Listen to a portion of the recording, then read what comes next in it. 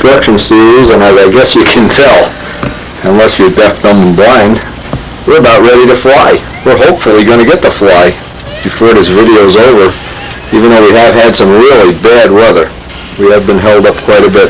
We are looking forward to flying and doing whatever we can do to expedite getting some flights on this guy. And if the weather doesn't hold out, we'll try to finish up a lot of our little maintenance projects that we have going on here.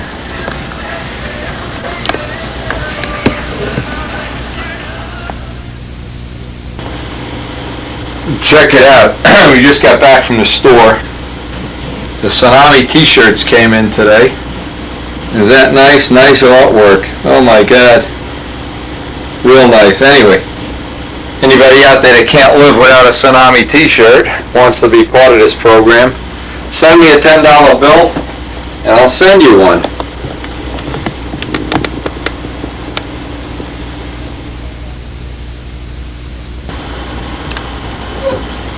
I spent quite a bit of time doing this artwork, and I wasn't sure this was going to work out the way I had planned, but anyway, it looks pretty good. They look decent. I'm not too ashamed of them.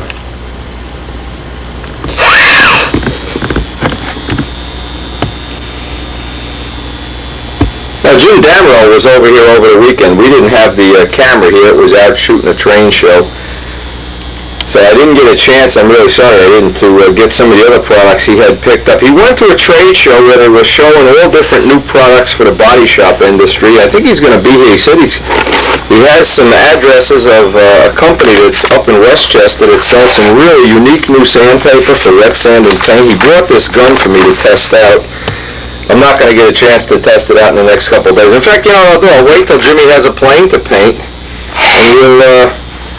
and we'll show this on the video.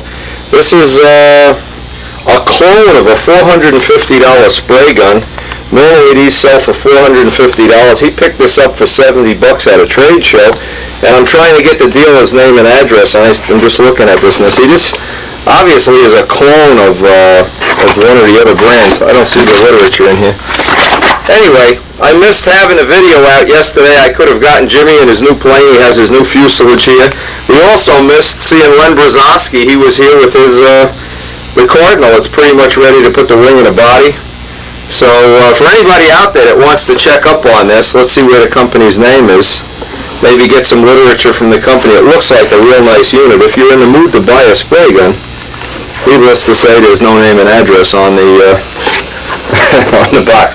Anyway, we're going to get together with Jimmy when he paints his new plane anyway. It looks like that won't be too far off in the future. Let's see if there's any. Yeah, don't you love this? This thing is made in Taiwan. That's great. Just what we need. Anyway, this is one of the options beside having the Indy spray gun. And we certainly in the future will be getting some of this on the video for you.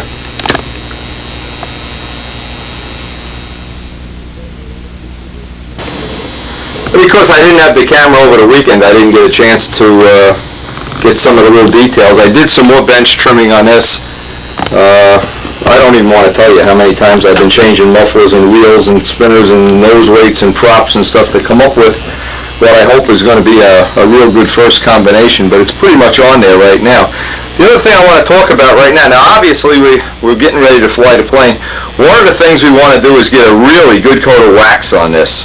Now this paint is about 7 weeks old according to my calculations, and I'm really I've been testing it every day with the final shine and with the compound and stuff.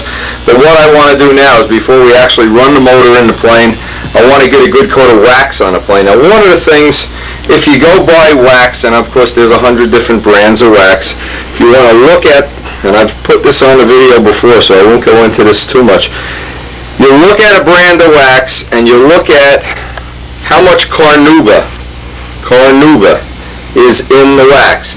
If you buy a brand of wax and it has 1% carnauba, well, it's probably going to be real cheap. This is stuff that Jeff Stiefel gave me. It's pure carnauba. It's $27 a can, but I've had this can. Well, you go back on the videos probably for 10 years. Anyway, this is like once or twice a year, or maybe just before the Nats, you want to really give the whole plane a complete coating of almost pure carnauba, and this is a way to do it. I'm going to do this today. I'll get this done. This is very hard. It looks like the old Simon eyes. It's very hard to get on and off. It's a real pain in the ass to use, unlike turtle wax or pledge or anything. This is, waxing a plane is like a 2 or 3 hour project. But because I haven't had fuel in the plane yet, and I want to run the motor a few times before we actually go out and fly it. This is one of the best investments in a nice finish, is that can of pure carnauba. And I don't know, this brand is called Sunbright, but there are other brands.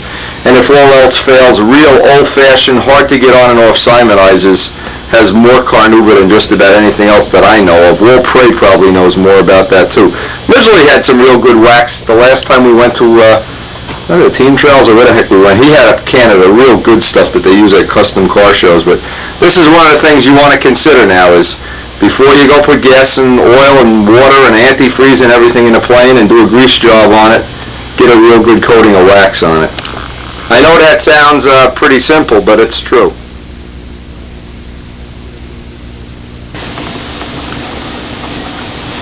Now, just mention a couple things about wax in the ship. Once we wax it, for all purposes is going to stop this paint from gassing off. So we really never wax the plane until the paint is at least 6 to 7 weeks old. Number two, if you're going to wax it, this is a non-abrasive wax. There's two kinds of wax. Wax that has an abrasive, like turtle wax or whatever, it has a little bit of a grit, it takes a little bit of paint off. You'll notice one thing happens with this wax, it takes no paint off. So you can be kind of aggressive about going over the cap strips and things like that, and it really leaves a coating of wax. This stuff now, this is the way I do it, and I know custom car people do this too, is you just take one panel and just keep waxing and waxing and rubbing and whatever, and it maybe take 5 minutes on one panel, get all the corners and edges, and then wait, sit there for 5 minutes. This doesn't fog over and haze over like normal, what you're probably used to seeing. It's just going to get sticky and turn to like a chewing gum. Well, after that, it's going to be a little bit of a nuisance to get it off, but once you get it off, you can absolutely, you have sealed this surface in wax. Now let that sit, 4 minutes, 3-4 minutes. It'll just fog over, and you can get it right off. It's a little bit of a nuisance, but well worth it.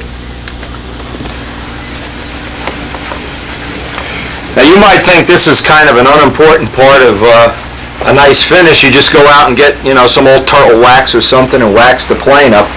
Well, to me, this is one of the most important things, preparing a plane for the concourse or preparing just for flying. In this case, what we're looking for is to get this thing fuel-proof. Nothing worse than having a nice new plane and you get some nice big raw fuel spots on it. And it may break your heart, believe me, to buy a $27 can of car wax, but it's worth it. It's worth it.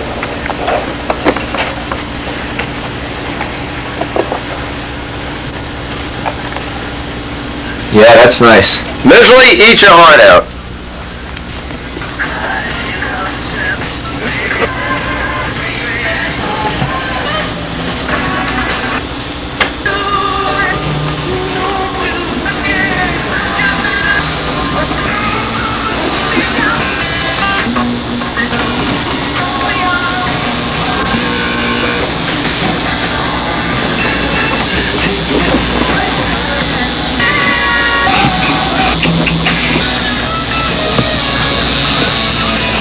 It may sound like that's not an important thing or it's redundant or something, but believe me, that is an important part of getting a new plane ready for that first flight.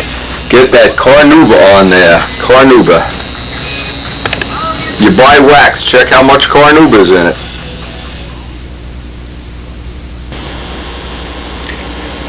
Well, sad to say, we're waiting through another, looks like it's going to rain any minute day. We're not really going to, we're definitely not going to get out and fly the plane today, so I wanted to go over some of the pictures that have come in. These are from Bob Martens. He's from Ferguson, Missouri.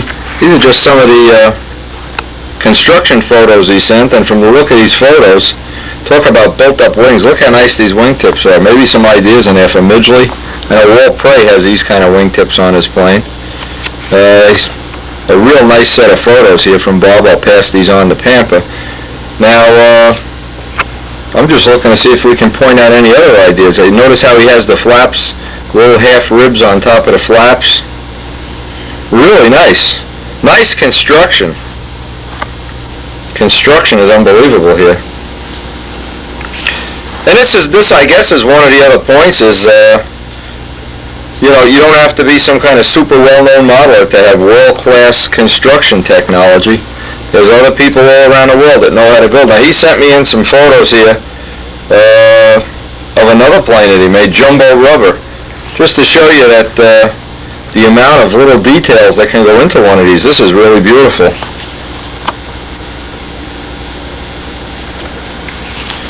Look at the work on this.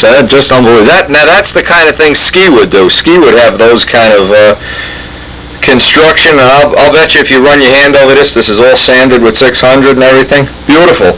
Bob Martens, Ferguson, Missouri. Now Jim Plaskin, he's been watching the Tsunami videos, and he sent me in some, oh God, there's about 4 or 5 magazines here that have some Mustang Air Racer things on them, and I'll just go through these photos so we can get them on the video and I can return his magazine to him. But these are all wings and air classics, and I'm trying to look at what the other, air power. Awful lot of nice material here. And of course I'll add it to the video. Now one thing nice about this, even though this may be a little overkill here, one of the nice things about this is I know Gerald Champ has a nice collection of Mustang pictures and whatnot, is once you get these on video I can return the magazine and then I have a copy of all the pertinent things. Here's Strega here. Love these canopies. Unbelievable. I gotta figure out a way of doing this on one of my next planes. Now it's just beautiful. Look at the canopy on Tsunami. It's just beautiful knowing how many people have contributed things, and I haven't been able to get them all on video. I have a box, looks like it's got about 100 photos in there so far. People that have sent them in, magazine pictures, Joe Adamusco, just an unlimited amount of stuff. And I'm really trying to get it all on video. Once it's on video, bingo, we have it. And anybody that's been watching these Tsunami videos, you know this is one of the things I really love, the Air Racer look.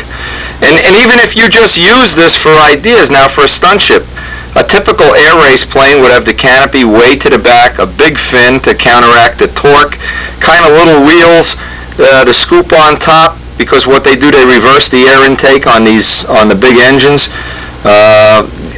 This look could be applied to any stunt ship. In fact, one of the things maybe we'll be making in the future is a generic Reno Air Racer that doesn't even exist. It just generic parts from all air racers. So let me get some of these pictures that Jim sent in on the video here. And I hope you enjoy this. You know, hey, I enjoy it. I hope you do too. Notice the propeller on this plane. This is one of the Mustangs that was converted, Precious Metal is the name of it, to having the power plant, the Griffin with the counter-rotating props, similar to the Red Baron. Notice this, Precious Metal, qualified 453 and 88, Rolls-Royce Griffin. Real nice clean one. This is Stiletto. Notice Stiletto doesn't have a bottom scoop. Hey, Les McDonald. Glad you copied the name. I like it. Bill Suarez. Man, you could make a P-38 like this. Hey, one of the ideas for Suarez. How about this someday, Bill? Make a big 60 size P-38.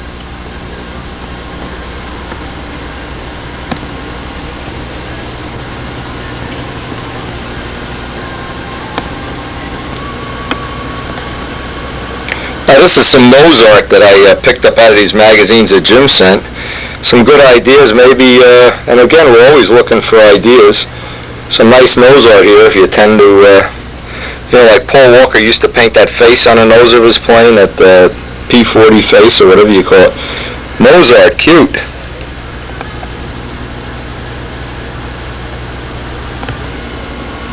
This looks like something Walt Prey would paint on his plane here. Cute. Again, what we're always doing is looking for unique ideas. You know, we have to start working on next year's plane already. Tsunami hasn't even been flown, and we're already trying to get ideas for next year's plane. And I guess that's part of the idea. Is you know the way you're going to find ideas. You find paint jobs on Kenworth trucks. You find ideas for lettering in Reno Air Race books. Yeah, it's just ideas themselves that are important, and I guess now that we're kind of finished with Tsunami here and we're ready to fly him, we're starting to already get some ideas maybe for next year. Now, anybody who doesn't know, this is an MB5, a Martin Baker. It looks a lot like a Mustang, but notice the rudder is bigger. This is the one Frank McMillan did the semi-scale models of. And I'm just going through this real quick. Again, this is a plane that has been done. Frank McMillan has done it. I love this. I love this. If you could make a plane where you could open the canopy, but then of course, you know, you'd have to worry about the pilot getting dirty and oily and who knows what. Anyway, just more ideas. Ideas everywhere here. Great set of magazines, Jim. Nice landing gear detail here. Maybe somebody could use that as an idea. The props. Randy Smith, hey, missed the whole boat here. This is what you needed to counter rotating props on. Heck with magnums with rotating props. This is it, man. Frank McMillan would be impressed. By the way, I just want to give Frank sent me up a bunch of color slides of old Al Rabe things, but I don't have any way of getting them on the video. If anybody knows how I can get color slides on the video, please let me know. Again, what we're really looking for most of all is ideas. Ideas are always something you can put in the bank. Love those props. Red Baron time. Look at this picture up here. Unbelievable. Beautiful. Believe it or not, this is one of the planes I've always wanted to do a model of, with the Schneider air racers, with the cowl, the motor in straight up and down, with the cowl, with the exhaust. Obviously you can't use floats, but kind of like a Tucker Special, the kind Bobby Hunt made, or Alan Ressinger's made a bunch of big ones like this. Kind of a neat model here. Anyway, a couple of pictures here. The front view and the side view here. That whole look would be nice, especially the cockpit. I imagine you could do a super cockpit like that. Now check out the nose section. And the cockpit. That's since we haven't decided on next year's plane yet. The Cobra is still on the drawing boards, and obviously this is one of the future thoughts for a plane. Another view. Look at this rudder. Nice shaped rudder. Again, here's a point. You can steal ideas. You look at the cockpit. Man, would that be a slick looking cockpit? Look at the nose section. You could make, well, I don't know. I guess other people don't dream as much as I do. I look at this and I just can picture this as a stunner. Picture that rudder doing a square 8, the numbers on the side. Schneider Racers, another source of good ideas.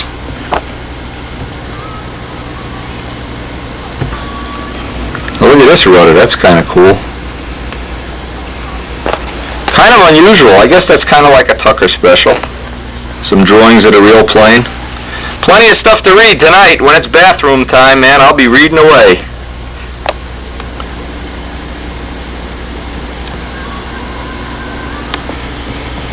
The point is, there's so many neat ideas in modeling, so many neat things yet to be modeled. And Tsunami was one of them. It was one of my dreams to model a copy of John Sandberg's plane.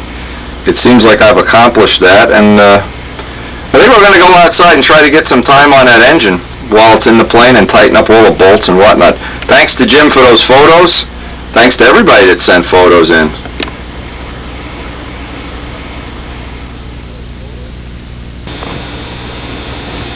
In between the raindrops I got out there, I didn't want to bring the camera outside in the rain. In between the raindrops, I bench ran this 3 full tanks of fuel, and you wouldn't believe what was still in the filter.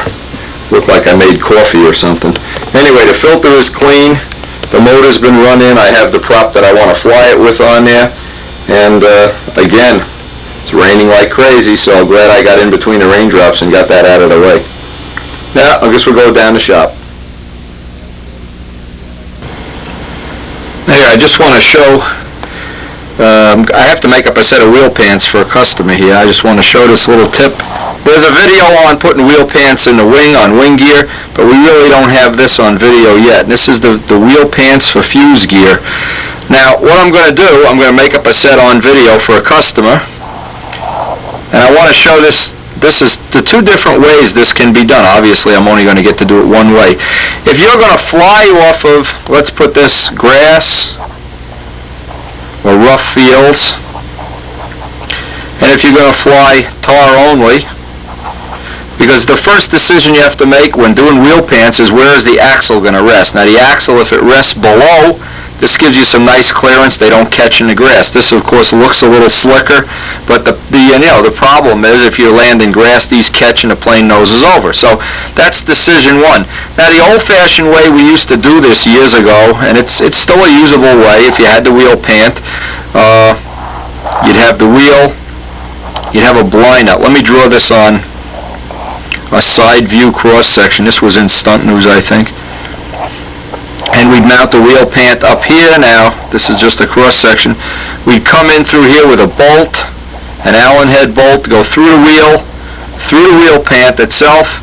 It would be confined in here with a blind nut.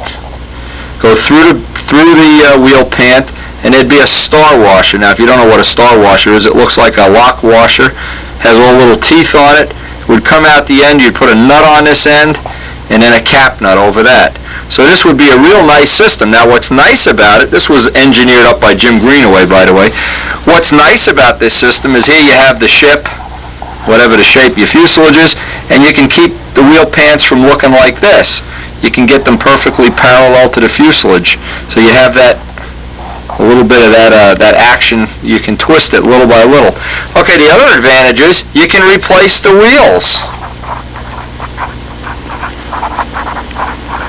And if you fly over tar, these Dave Down wheels and all these super light wheels, they wear out real quick. So you have a couple of advantages there. Now the new way, the way I've done the last couple times I've done these for customers, is I take the end of the end of the aluminum, this would be the part that hangs down. This is where the axle would be. And right up here I'll drill a little tiny hole for a number 2 wood screw. And what that does, now once I set the wheel pant exactly where I want it, and again that depends on the axle location, I'll drill right through the wheel pant and the aluminum at the same time, a little tiny starter hole, a pinhole, and then I can tap in with my little wood screw. And once I get this line, now it can't do this, and I don't need the star washer. Star washer is still an okay way to do it. This way is a little bit better.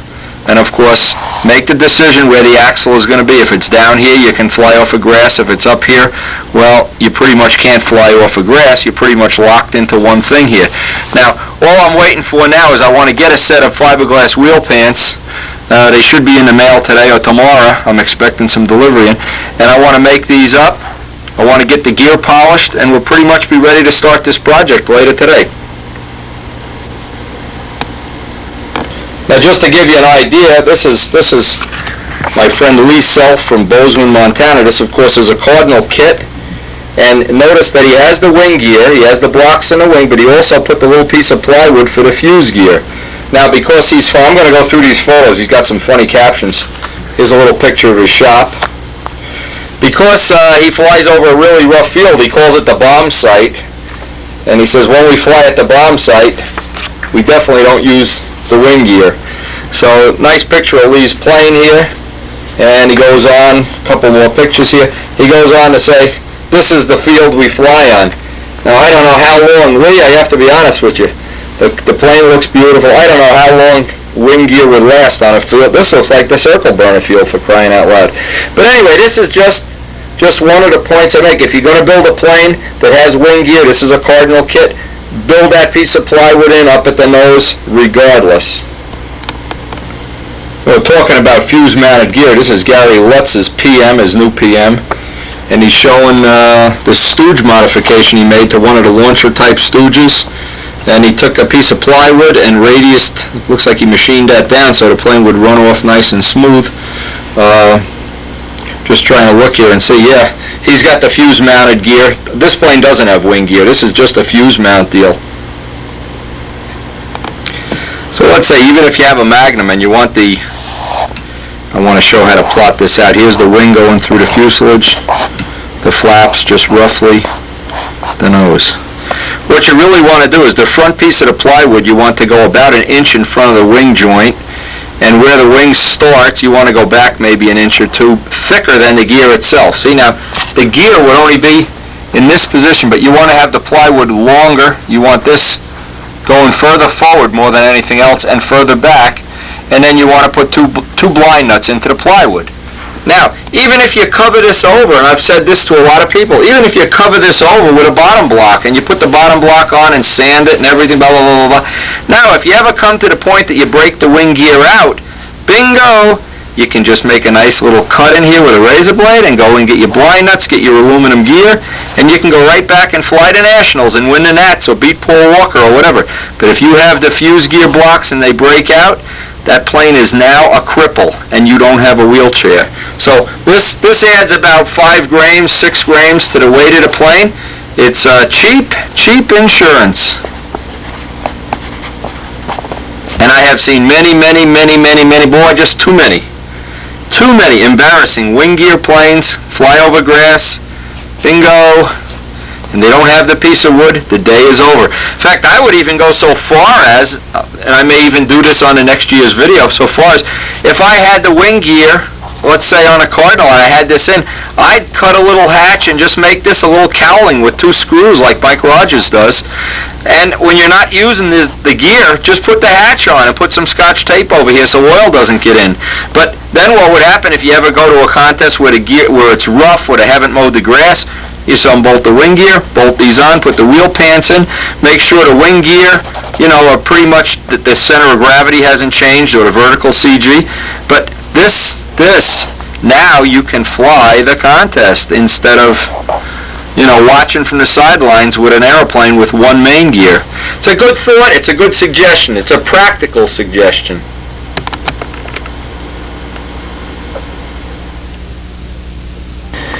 Now these are the fiberglass wheel pants as they come from Brian Ether. They have a very thin skin, it's kind of a nice surface, you could sand this down. What I would suggest you do anytime you're doing fiberglass, wipe it down with acetone or something to clean the skin off. 320 paper, give it a couple coats of auto primer. I'm not going to finish these for the customer. I'm just going to mount them up, do all the hardware work inside, and give it back to them. Now, the first thing you have to do when you get the glass wheel pants, you have to make an anchoring point in here. And I like to take a piece of 1/8" plywood and just get it in there and make an anchor. Then I have to cut the hole for the wheel I'm going to use, and I have the wheels already made up.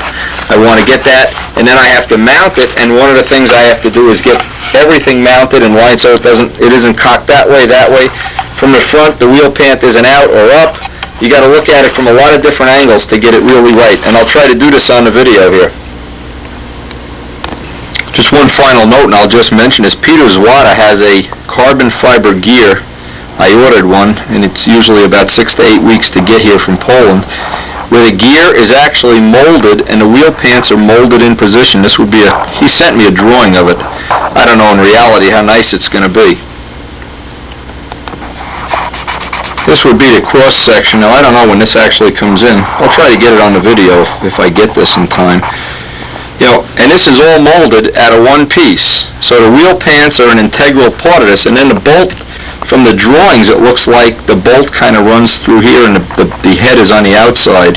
So again, it's all carbon fiber, laminate, so carbon fiber, glass fiber, whatever you want to call it. When I get one of these in my, I just want to mention it now while we're talking about wheel pants. This may be coming soon, and I'll certainly be the first to let you know if I see and it looks like it works.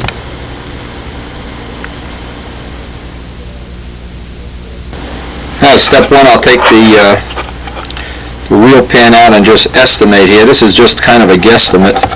You want to make it longer than the wheel itself and a little bit higher, and I'm just plotting this out ahead of time. I don't know the exact dimension yet.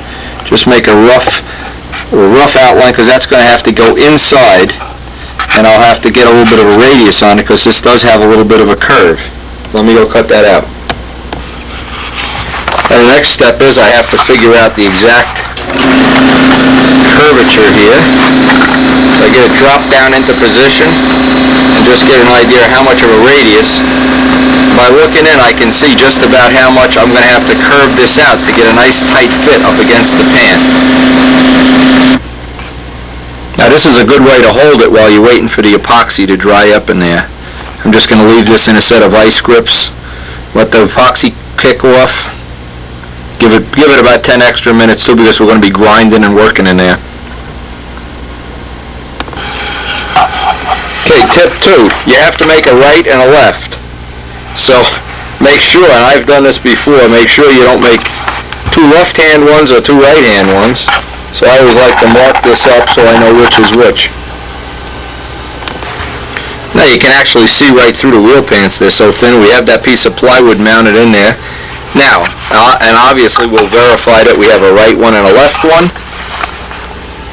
Okay, now I'm going to get some extra resin up in there with a Q-tip, just so I can get that all drying up before I start cutting the hole for the wheel. And before we go any further, I'll make sure those are in there nice and solid.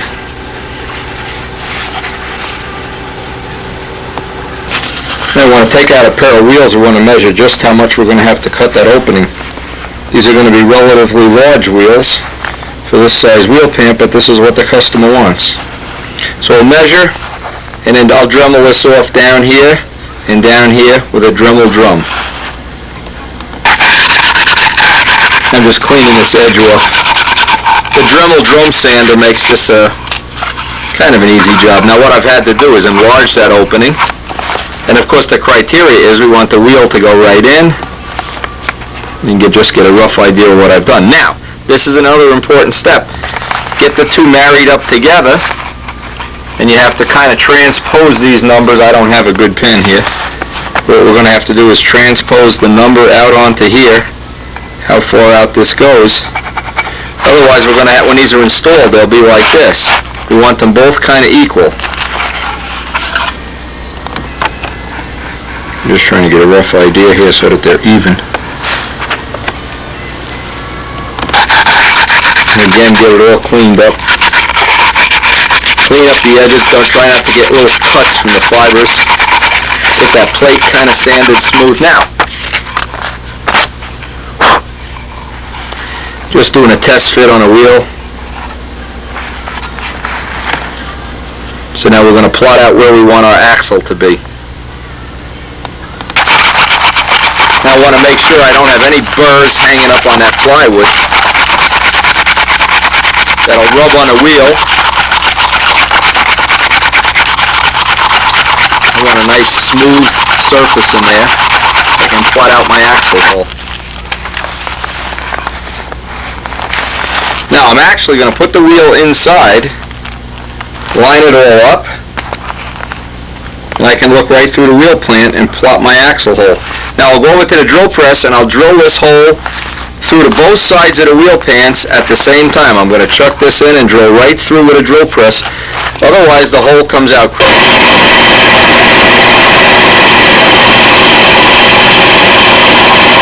So we're trying to go right through and keep a nice straight line so the axle is in complete 90-degree angle.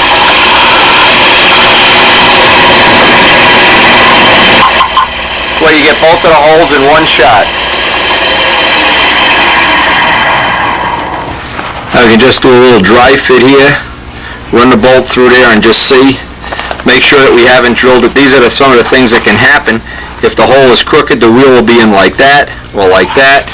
Or looking from the front, the wheel pant will be off one way or the other. Getting the angles right, we'll just do a dry fit, run a dummy bolt through there, and check it out before we put the blind nut in. Now the other thing you need here, you need a shoulder bolt. Shoulder bolt doesn't have any threads on one end. So now the wheel will ride on that shoulder. This is a normal bolt. This is not a good choice. First choice would be to have shoulder bolts. Now these are bushed wheels, so the shoulder rides right in the aluminum bushing. Makes a nice bearing. You really don't want to do this. And here's the reason, and just leave it plastic to a bolt, because after a while the wheels are going to be doing this, it's going to be rickety on you. So you put the little aluminum bushing in the wheel.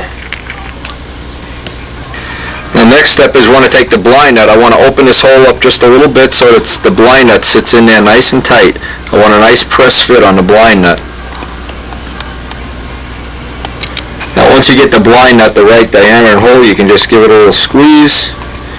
Seat it in there real good with a pair of pliers. Now you have the nut. Blind nut's in place here, and we'll just put a little CA or something around it to confine it. Now we have the two blind nuts in position here, and the next thing I want to do is open up this hole just big enough that an Allen bolt head will go through it. And I'll do that with a numbered drill so it's exactly the size of the Allen bolt head. Now Now you can do a little dry fit here. Just see that the bolt goes through and threads into the nut, that you don't have a misalignment, cockeyed one way or another. Now next step is I'm putting a set of smaller wheels in here. These are 2-inch. So we want to have this set up with a set of 2-inch wheels and a set of 2 1/4 at the same time. Now see, the first thing I have to do is get the axle straight here. See how it's going off to that angle just a little bit? Get the axle just by bending a bolt now. And I see I'm going to need a couple of washers on this side to get the wheel centered. So when I put this in the final assembly, I can get the washers in there for a final assembly. Okay, so I can take this bolt out now.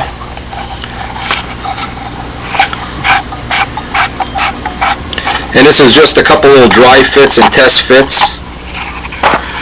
And I'll do the other one off camera. Now the next step is to get the hole drilled for the axle here. I want to line this up and mark the axle.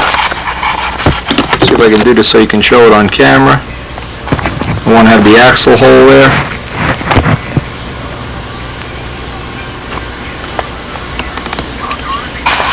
Okay, now we want this. There's 2 ways we can mount this. I just want to make sure. Okay.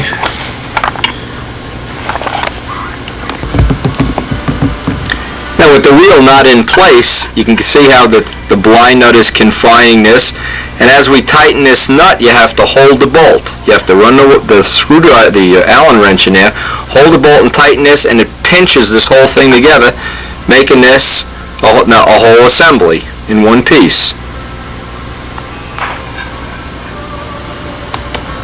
Now obviously we want to line these up with the fuselage. We'll go over to the model, just get this in rough position before we put the little set screws in there.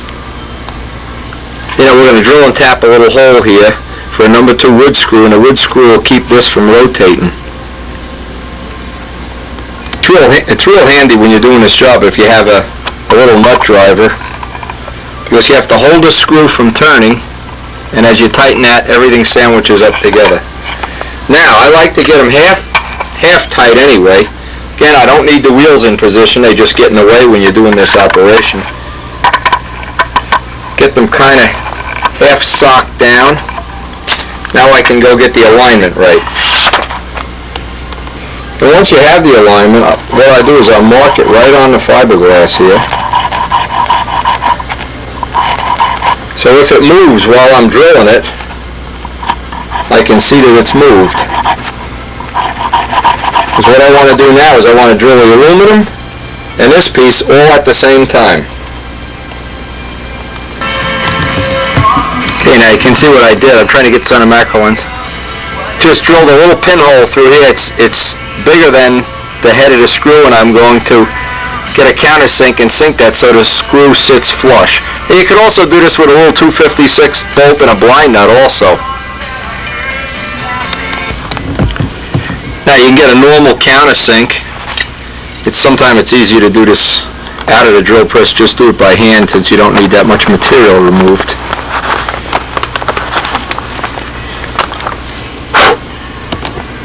And the whole idea of that is just so you can get the head of the screw to sit down in there a little bit neater. Now I get it all back together without the wheel in place, and I can just run a number 2 screw.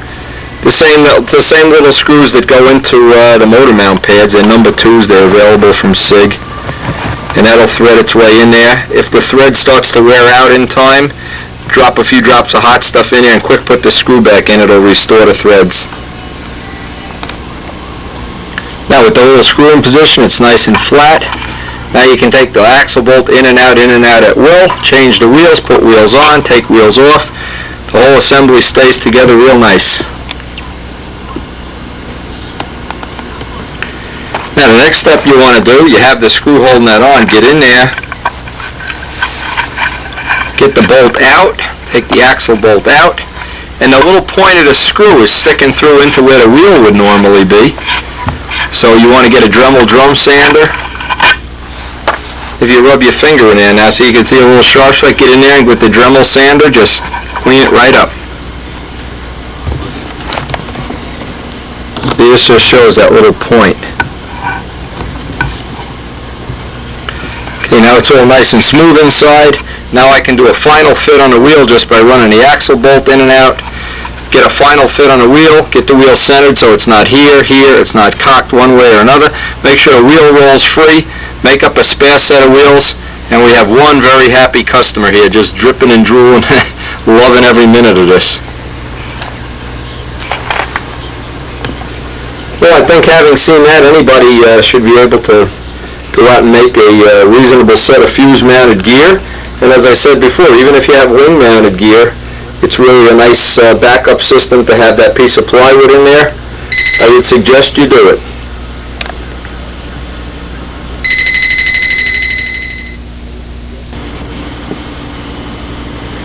Well, we're not going to get to go flying today. It definitely is going to be a day to work on a bathroom. I'm showing you my little shower stall and some of the little stuff just to bring you up to date on how terrible this is coming out. What a job. This has just been the job from hell. We finally cut the door into the bedroom. It looked like the atomic bomb went off when we cut the door. Anyway, the reason I'm bringing this, bringing it to your attention, I know that people have been following this video, looking around as we go along. We did this little feature strip here. George laid this out. George Ventrini's been helping me with this job, and it's been a great break from reality, working with tools and just hammering away at this house. It's been unbelievable. But what's left of the day, I want to get down the shop and see what I can get done. It's coming out. 2 weeks from now, this bathroom will be history.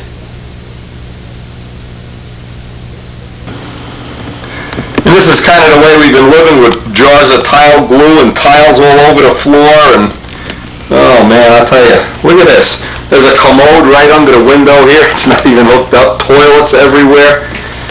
If you ever put a bathroom in your house, forget about it. Pay somebody to do it. It's a pain in the ass.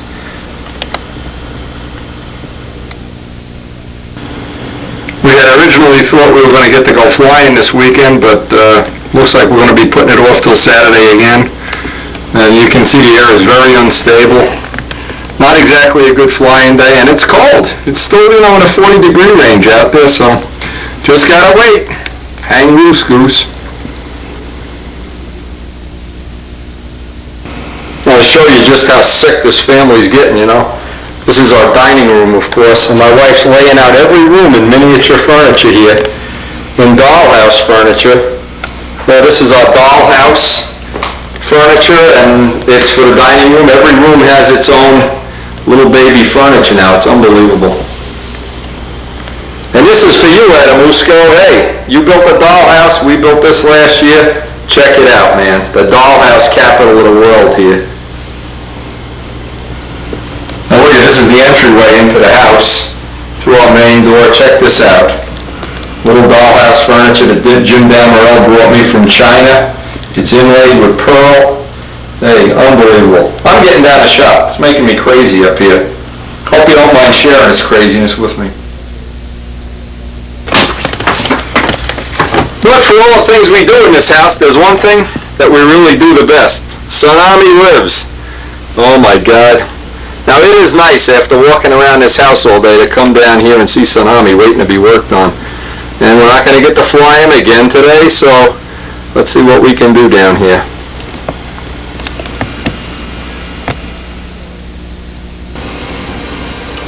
Now in today's mail I got some nice, real nice photos.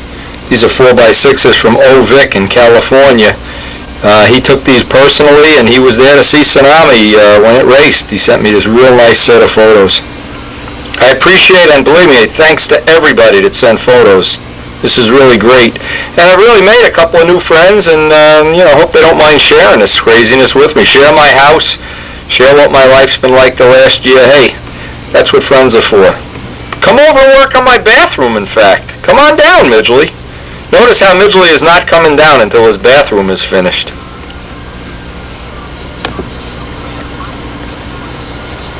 And these are the kind of pictures that inspired, the building of Tsunami to begin with.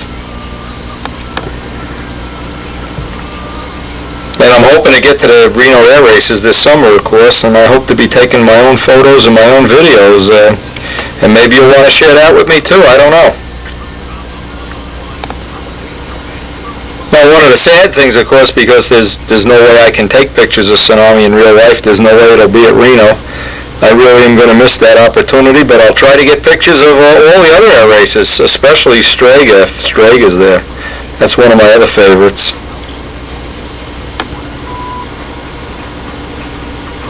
Just the rest of these pictures I'll run through. And thanks a lot for everybody, really, again, I'm saying it over and over again, but I really appreciate everybody that's contributed to this cause. It's been a thrilling winter. It's been the first winter in my new house. The fates have kind of intermingled, and I don't have a way of separating them. This bathroom, this kitchen, this house, and Tsunami all kind of go hand in hand. There's just one of the pictures I really love with this cockpit. I just really wish there was a reasonable way to duplicate that on a model.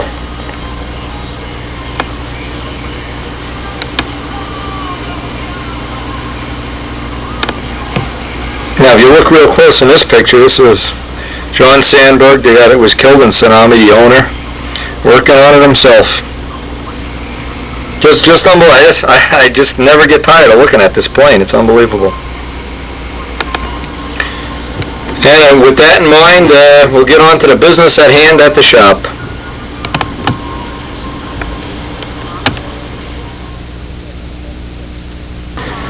Now, speaking of photos, these are just some of the photos that Tom Morris has used that we've been submitting to him. So if you have photos, please submit them. I'm going to pass them right on to Tom. If you go through, just got the stunt news today, too. A lot of the photos, there's Artie Meyer's photo, he passed away. A lot of these photos are ones that have come in from people out there, and here's the one with Wall Praise Ship. You get double use out of your photos. We get them on a video, they get to go out to 30, 40 people, as soon as the video is finished, and you get to see them in stunt news. Not a bad deal. And I'm sure if you needed the photos back, we can even arrange for that. Not a problem.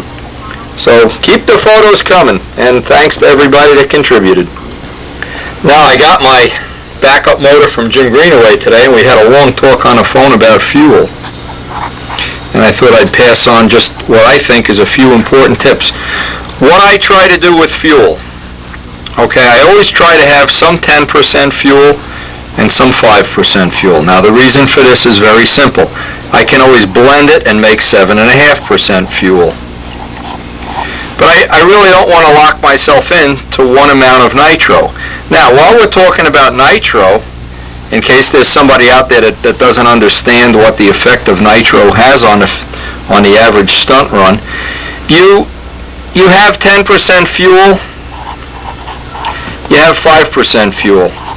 Okay, and some of the benefits and some of the downsides of when you need a little more mileage,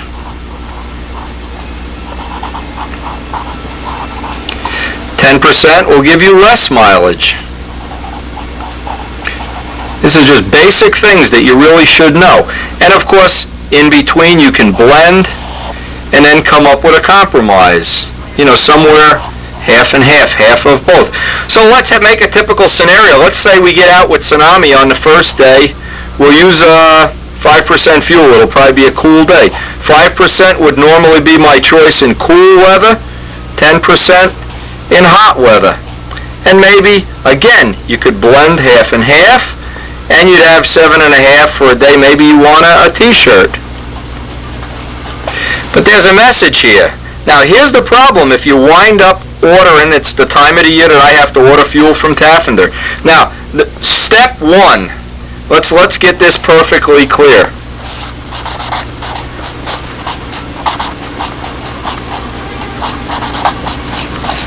The only fuel I recommend, the only fuel I use, and I have tried all the other fuels. I've tried all these synthetic crap things that have used oil, no oil, purple oil, green oil. My suggestion, if you're running a motor with a ring, only Taffender fuel. If you're running an ABC motor, only Taffender. If you're running a Fox, only Taffender. What I'm really trying to say is no matter what you're running, use Taffender fuel. Pay the extra money. It's a couple bucks extra a gallon. But a lot of things, it's fresh. When you order from a big company, who the hell knows how long it's been in a hobby shop or on the shelf or in a warehouse. Doug mixes the fuel kind of regularly, and he's not going to sell you old fuel. He's not going to cheat you on Not going to cheat the nitro or oil. That's why his fuel is a little bit more than anybody else. But believe me, I had so many people have trouble with motor runs and glow plugs and motors wearing out and everything. And as soon as we switch to Taffender fuel, it runs fine. Man, whenever we talk about fuel, it always assumes it's Taffender fuel. Now another thing, when we talk about the nitro content, if you go and buy some bargain brand fuel, their 10% is not 10% the same way that Doug measures it. They can measure by weight or volume. They're not the same, and when you measure it, I'm only going to reference off of Doug's fuel. I'm not going to use 10% of some other brand, might not even be 5% in Doug's fuel. Doug uses a true measure of nitro, and you can depend on it. If you buy 2 gallons of 10%, you don't get one where the needle valve goes in, the needle valve goes out, and you go crazy. You know, that's just it's never happened to me anyway. Well, we're talking about needle valves. 10%, needle goes out. 5%, needle in. So what happens when you have these fuels? Let's say you're using your blend fuel, your 7.5% fuel, and now you want to go to 10. It's getting hot, you know the needle's going to go out. Getting cool, the needle goes in. This gives you 3 choices. From only having 2 different kinds of fuel, you have 3, and of course you could make 9 or 8 or 7 if you really wanted to be fancy. But this basically covers every need you should have for a stunt run. Now what happens if you go much above into the 12 and 15% range of nitro? The heat buildup, and you lose the motor run. Typically the motor will run so hot in a 2-cycle it will not come back down to the 4-cycle reasonably. Heat buildup will be a constant problem, and there'll be a lot of wear, more than normal. So I would suggest only these typical types of fuel.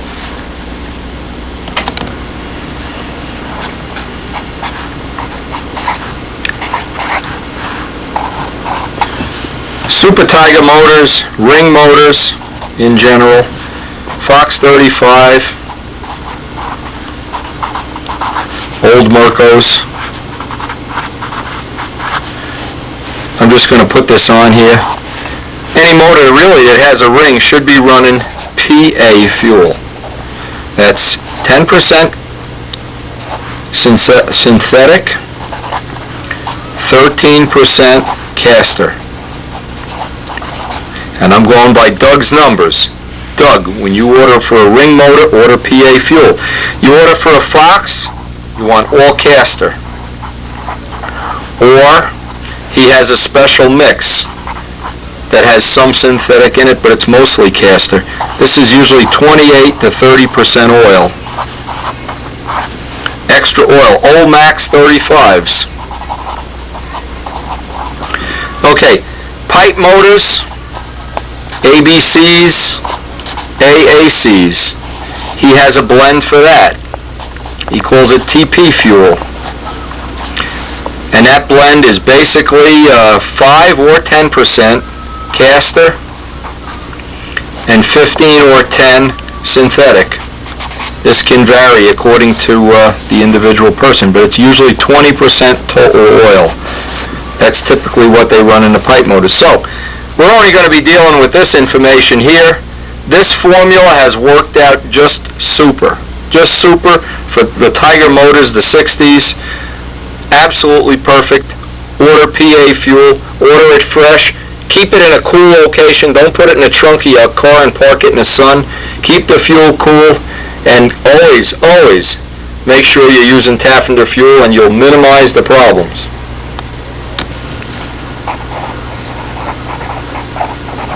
Now, a typical problem. You have a plane, let's just pretend it has a 6-ounce tank, and it runs out of fuel. If it runs out of fuel, go down in nitro.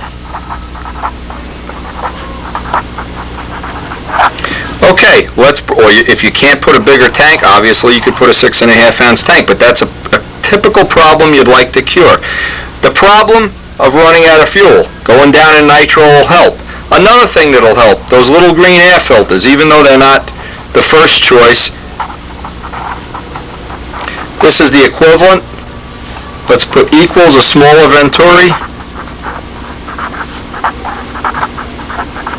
So what happens if you go to a contest or you go to a place or you go to just to fly the plane, like when we go to fly Tsunami, we want to have an air filter with us just in case we're running short of fuel at the end of the pattern. If the last couple of maneuvers are getting short on fuel, an air filter will just get you through the day until you can get a bigger venturi in there. It also gives you a chance to try a little bit different setup. You always would want to have, if you know, the first choice would be to be able to put a 6.5 ounce tank. If you don't have that, you want to go down in nitro. Now you've gone down to 5%. It's still running out of fuel. Go to the air filter. Still running out. You know, we want to go kind of in steps of what we can do. Choking it down. A head gasket. A head gasket or an extra gasket. Give you a little more mileage. These are all things you can do for more mileage. That's a typical problem you always deal with a new plane. You don't know how much fuel the engine's. Each engine uses a little bit different amount of fuel.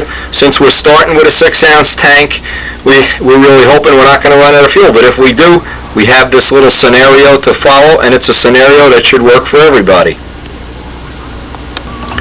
Now on a first flight, I always shim the tank, and of course, let's say these are the mounts. Here's the motor. Here's the tank. Now the motor is on 1/8 inch pads, and I shim the tank 1/8 of an inch. That usually with a 60, these are both 1/8 inch. What that'll usually result in is a motor that's a little bit leaner inverted. It'll run a little bit leaner inverted. That's always a typical thing, and then after the first couple flights, we usually wind up adding a 16th shim. A 32nd or a 16th. Usually, not always.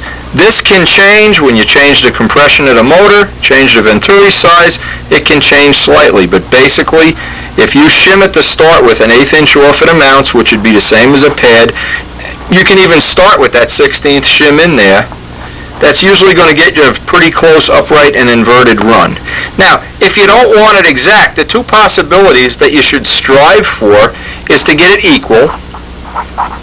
And that would mean, of course, the inverted laps and the level laps, you time 3 laps and they would be close to being the same, within a couple hundreds. Or the 8s, when you're doing your 8s, that the motor brake is here and here equally. One isn't braking here and shutting off here, braking here, shutting off here, any kind of crazy. Equal. You do a bunch of either lazy 8s or horizontal 8s and get the brake 2-cycle, 4-cycle. You want it to shut off in the bottom of both loops and brake on the top of both loops. Equal is best. If it's not equal, a little leaner inverted is okay. It'll help the top of the hourglass, help the top of the vertical 8, but equal would be your first choice here.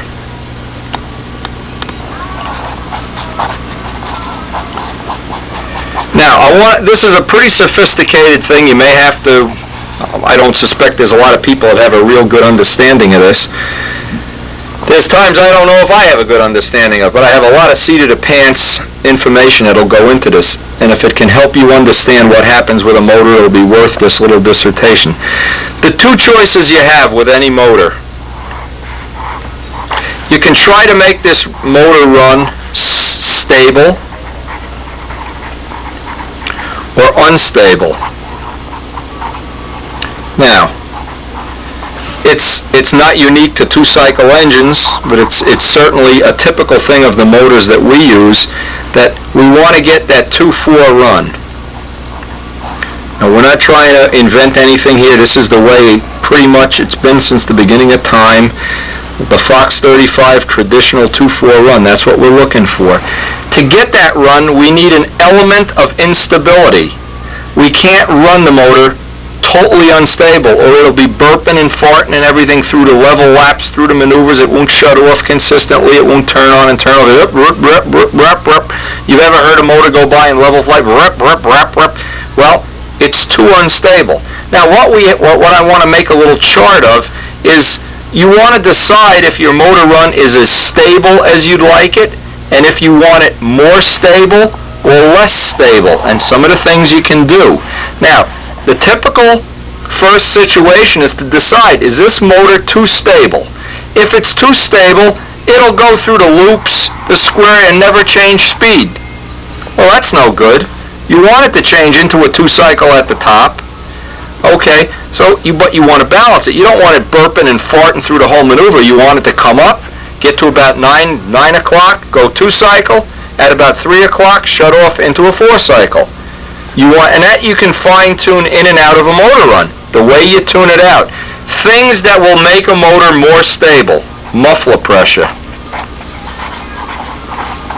more compression, smaller venturi, or an air filter, more nitro. Now, all these things, obviously there's more. These are just some of the things that you can keep in mind when you want to stabilize a motor run that's crazy. And of course, dealing with vibration. Loose tank, no doublers, cheap mounts, mounts with holes in them, improper nose construction can all contribute to this. We're assuming you've gotten the vibration problem under control. Now you want to go from having this one-speed type of motor run to where you have a motor run. Now you have to dial in muffler pressure. In other words, you can run the tank to get more instability. Open vent uniflow, or open vent no uniflow. Either way is okay. Less compression. Less compression makes a motor run with less stability. A bigger venturi, or removing an air filter. Less nitro. All of these things, and of course we're still assuming the vibration problem is under control. But you can see just from this little chart, these are the things you want to have when you want to maximize the motor run. Things when you have a motor that's running crazy and unstable and you want to kind of tame it down. This will result in a very stable motor run. This will result in an unstable, and sometimes you need combinations from both, some from column A, some from column B, to give you the result that you want. But these are just some things that may lead you in the right direction. Now, another phenomenon that at some time you have to deal with, this is the beginning of the flight. I'm just going to make up a number. Begins at 5.5, your level lapse, ends about 5.3. This is about as perfect as it gets. This is one thing that I am a big believer in. You don't want to have these the same. You want to have a little bit of a drop off. The reason is you want to have a nice slow wing over where it really shuts off nice at the bottom. Toward the end of the flight, the overhead 8, you want that motor screaming. Hourglass, overhead 8, screaming. About at 2/10 drop in lap time is perfect. This is for me. For you, this may be different.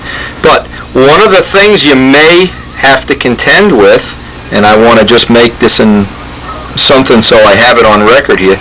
Let's say this is one of the scenarios you have. The motor starts off at 5.5 and it ends up at 4.8. Whoa! 7/10 is too much. 7/10 is a killer. It'll be too slow and too fast. Now, typical Schnurley problem, the motor will run flying to the middle of the flight and then go into pipe mode. Well, I consider this would be too much. No change would be not good, and too much of a change would be no good. So with that in mind, now you want to be able to tune it. You want to be able to tune that. And these are some of the things that will stabilize it. Remember, stability. If we want to add stability, we want to stabilize that run. This would mean less change. We want to lessen the difference between the beginning and the end. First one, more nitro. More nitro is going to give you less change from beginning to end, assuming you don't have a vibration problem. If you add nitro and it changes in the other direction, the odds are good you have a vibration problem. More nitro will tend to stabilize the run. Smaller venturi or an air filter. I know at this point most people are getting a little annoyed or confused or whatever, but this is important information that will help you understand how the motor runs. More nitro, smaller venturi, more compression. These are all going to be things that are going to help stabilize that and give you the least amount of change from the beginning to the end. And again, we're not trying to, I'm trying really to, I don't know how you could say this in a way, and let's add muffler pressure.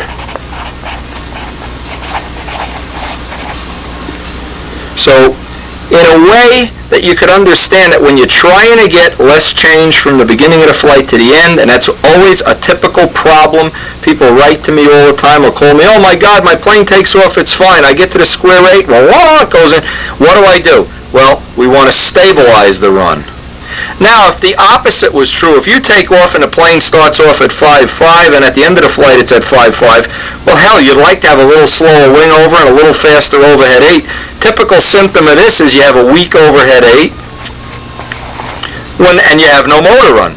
Well, if this is the symptom and you want to get more instability, obviously do the opposite. Less nitro, bigger venturi, less compression, and take off the muffler pressure and run an open vent.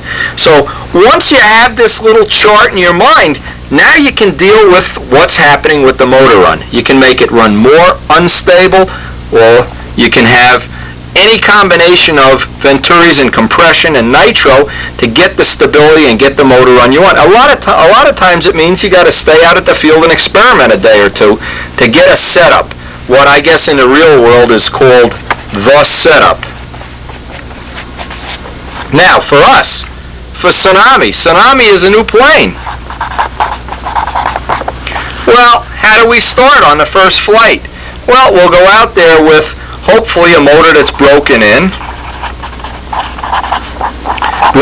bench run, everything. Okay, a tank that's clean, filters that are clean, and we'll start off by, let's start with 10% nitro and see if we run out of fuel. If we don't run out of fuel, 10% will be fine. But we'll have extra gaskets with us. We'll have an air filter with us. We'll have an extra set of lines with us, 70 feet and 68-foot lines, so we can determine if it's going to run full-length lines or a little shorter lines. We'll have solids, and we'll have braids. Now, the whole idea is we go out for that first day. Well, we want to go right down this like shit through a tin horn. Boom, boom, boom, boom, boom. Get these things ironed out. So by maybe the 10th flight or the 5th flight, we're going to be flying and we're going to be happy. Now, nothing is dumber, and I won't mention any names, but I've seen this at Flushing all the time. You wait for the first day of the year, you finally get that sunny day that we've been waiting about 4 months for now. You get out to the field and you start cutting a set of lines and adjusting a handle and running a plane on the ground and cleaning the filter. And oh my God, man, when I see that, it makes me crazy.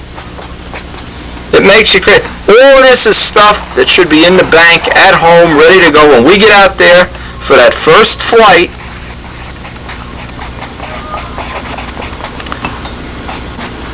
we want to fly. More people waste more time, and I've explained this again. I've explained you only have a limited amount of time. Especially if you live around here, you have a tremendously limited amount of time. So let's say if the total amount of time you have 100 hours that you can be at the field, your wife isn't harassing you, the weather's good, the wind is good. We don't even get 100 hours a year. Of that time, if you're going to spend 10 hours cutting lines and 10 hours changing venturis, all of a sudden, man, you may as well not even go to the field. By the end of the day, you've gotten 1 or 2 flights. Forget it. That's why I always emphasize, and I try to bring people right into the idea of do this crap at home, Be prepared when you get out to the field. Have that toolbox ready. Have the lines cut, the handles adjusted, the fuel you need on tap, all the props cut, balanced, painted, whatever. Everything you need. And let's hope. Boy, I'm telling you, as I'm saying this, I better be able to put up or shut up here. You know, if you got to walk the walk, you got to talk the talk, I don't know. Whatever it is. Let's hope we have a successful first day, which should be coming up later on this week. Maybe we can get Big Jim out to the park. And with that in mind, boy, I'm just sitting here eating my heart out that we don't have weather to go flying.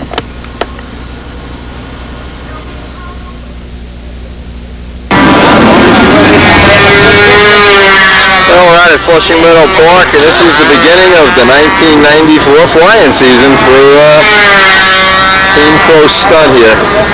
Quite a few people out here today, even though it's really breezy and cold. Everybody's wearing coats here. It's freezing. So we will try to look around and see what's going on.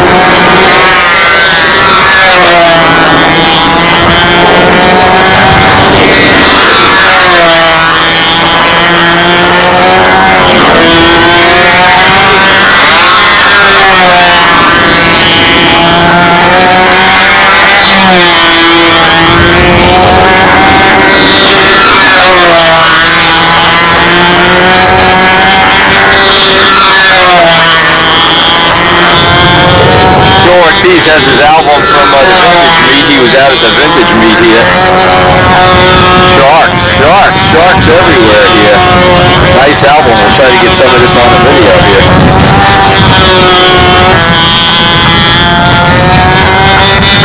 Turn some of the pages. Maybe you can see some of this real quick. This is Joe Ortiz's album. They went out there. Of course, when you have the kind of money that Ortiz has, you have to hit that lottery, boy. I'll tell you, it's nice to hit the lottery. All the pictures, Larry Scarinzi.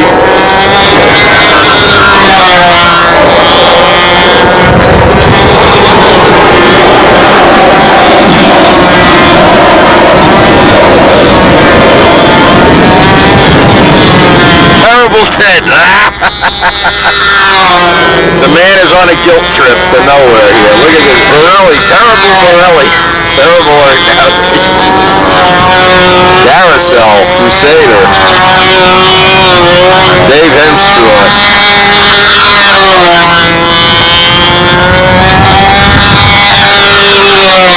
Big Art and Betty. Nice set of pictures, huh? Frank McMillan.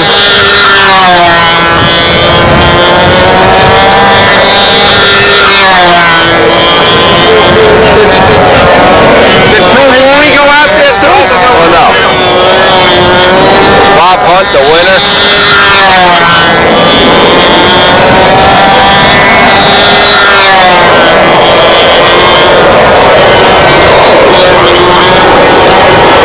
He said this guy had the best finisher award here. Whatever they have.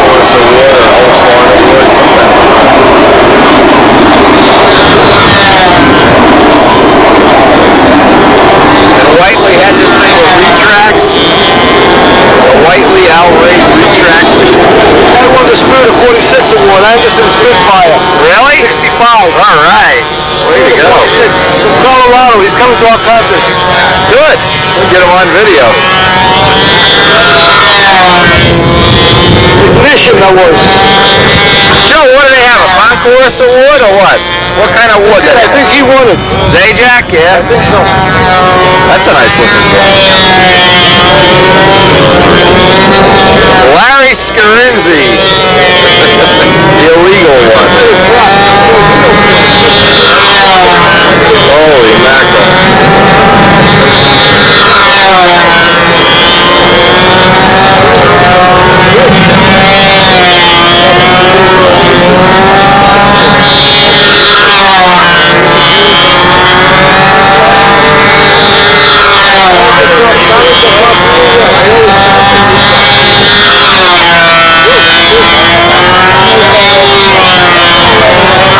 Head south flip.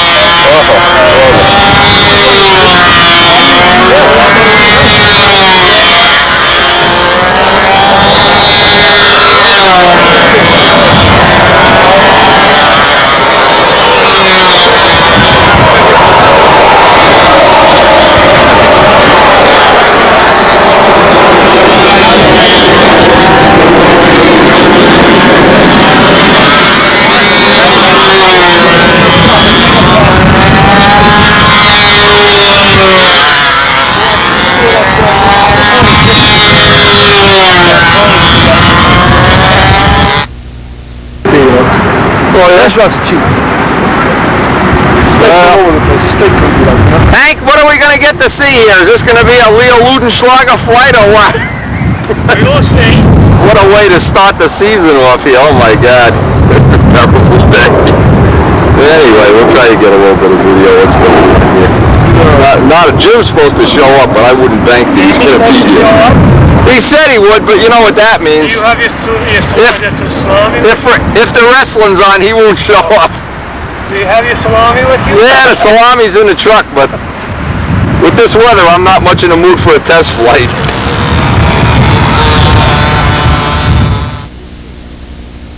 I can't believe that's paint. You know what that is? That's that top flight Monaco.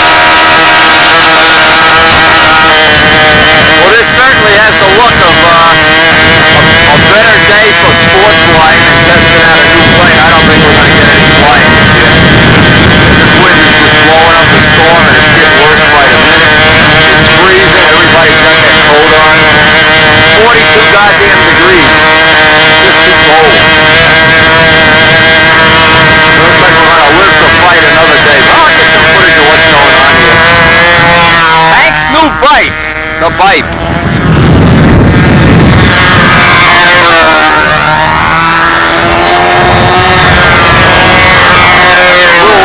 Jim for quite a while now. It doesn't look like he's going to show up. And the air is getting worse by the minute. Bob Lampione just looks like he tore one of the gear out of his plane, landed on concrete. So I don't know if there's going to be much productive stuff happening today, but anyway. Then we may get to come out tomorrow. This is only Saturday, so may get some nicer weather tomorrow. Who knows?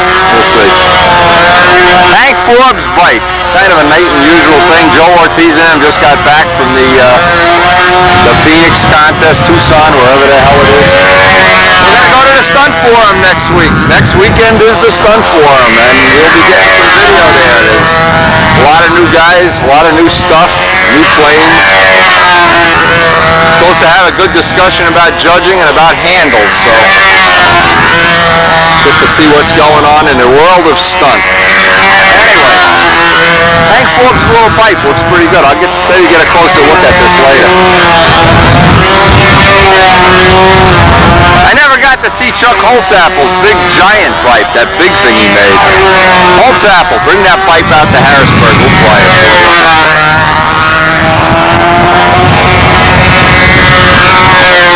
Hank Forbes, another one of our lucky people that's been edited right out of the newsletter. Submitted something to Pampa, they edited it right out. So now he adds his name to the list of Mike Rogers, Jim Greenaway, Windy Hurthouse, Bob Barron, whoever. Try to get something published and it gets edited. Anyway, more on that later.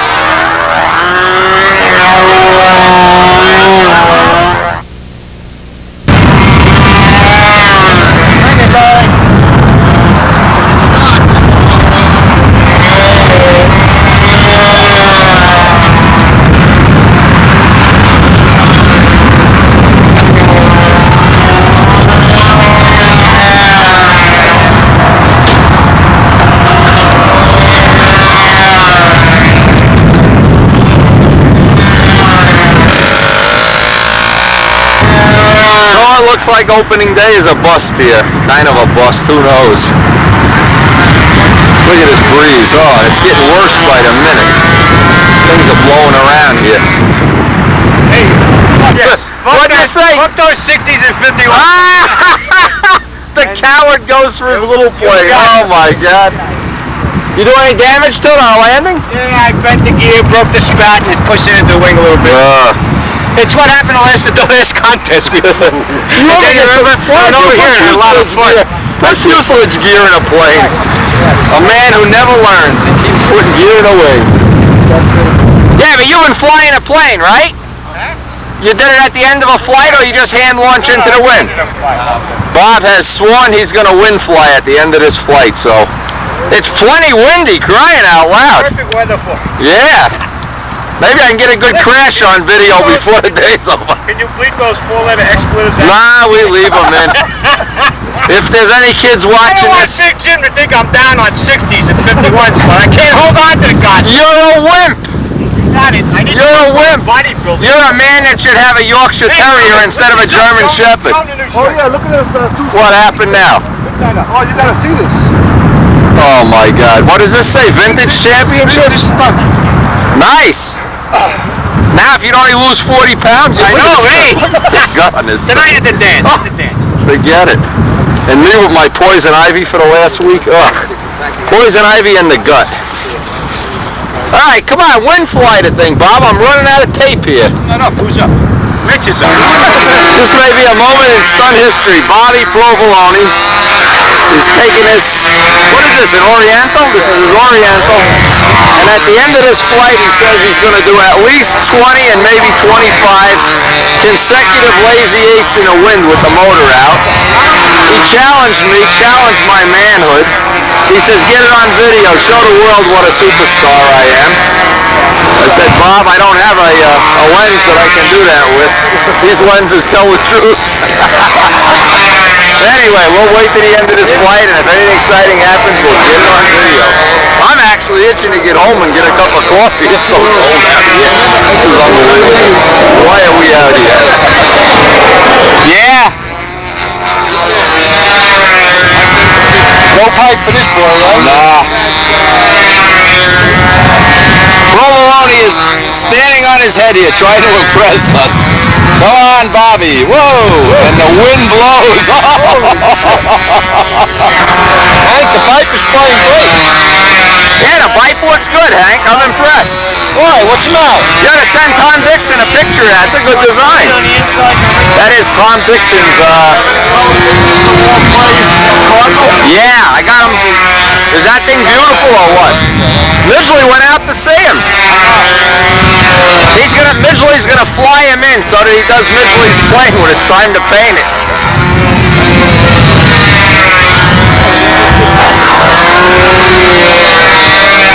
There goes some pine cones blowing across the water. Provolone is still out there. Come on, Bobby. He said he's going to show us some square eights. Come on, Bob. Gene Schaefer would roll over in his grave here waiting for you. As he warms up for the no no-run flight. Well, look at the amount of wind on that pullout, Bob. Okay, it's finally running out of gas after 20 minutes. The Provolone has no engine now. Let's see him do this. Oh my God, look at this. Midgley, eat your heart out. One. Count them, Joe. One. One! One! Jeez! You know what this is like? Going to a strip show and a girl takes one earring off. What a waste! I'm going to edit that out of the video. Bob the stripper Provolone. One loop. I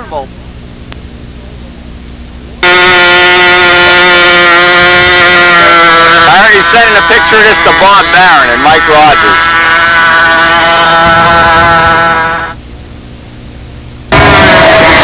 So what's the story, Hank? You put another motor in there or what? No, I'm just moving the tank. Ah. Running lean on the inside.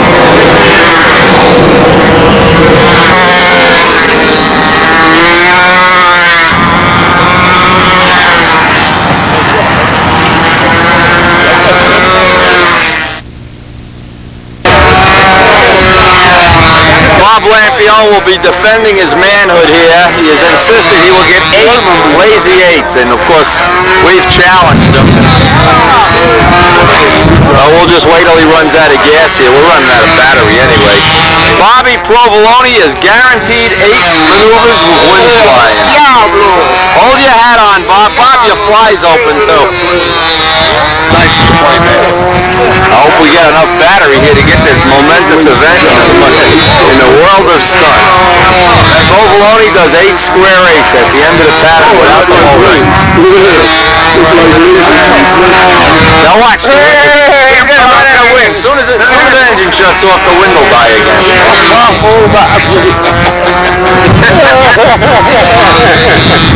Oh yeah! What is the candid camera? Candid Big Jim. We're all waiting for Provolone to do his thing. Okay, Provolone, here we go. 1. Count out loud. 2. Whoa! Canopy time! Land it now! 3. What a wimp! Outside square! What a wimp! Oh my God! What a wimp! Hey! Oh, what a wimp! We got a lull in the wind. No, Cook said it was 5 seconds over, he would have given it. It was 10 seconds though. Well, you mean he would have broke the rules for you because you're a national champion? You are what we're supposed to aspire to, Bobby. Good sportsman. We all want to be like you when we get old and washed up. I think if he was a smart guy, he'd get out and sail with a fox. I want to see if I can get He was more reliable than his tube pipe. Let's see if we can get classic changed to 1 more year. It's 68 cutoff sucks. I think it should just keep going the way it's going. You know, every 25-year-old airplane. It's a classic for 1 more year.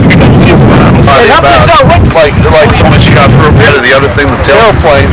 Jimmy Demerel's the only one who ever said to me, Jim, he says, tailplane. You mean at the nostalgia meet they didn't check the planes? Nope. Is that what you're saying? Exactly. How much longer? That's a great set of rules. 2. That's 2 inches. So in other words, if I build an oval and I make the wing and tail moment change and they don't care, that's the way the rules work? Totally. It's not right. No wonder nobody cares. That's not right. It doesn't sound right to me. It sounds crazy to have an event with no rules. Well, bottom line, if you put in these planes on. What about Manato's plane that he had that wing? He had one wing bigger than the other? Oh, I don't know. Because well, he wasn't there. Well,